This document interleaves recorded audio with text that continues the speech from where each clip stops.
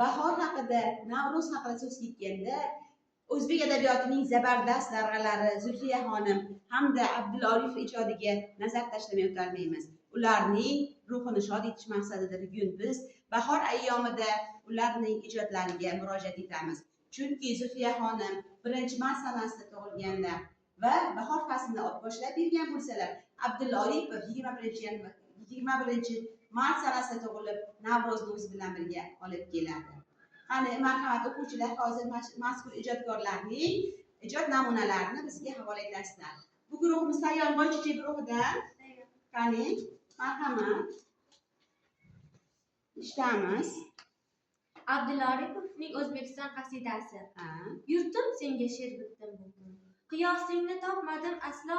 Shoirlar bor o'z yurtin butun, olam aro atagan tanho. Ular she'ri uchdi ko'p yiroq, qanotida kumush diyori.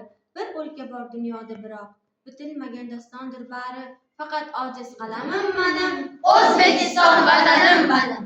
Barakallah.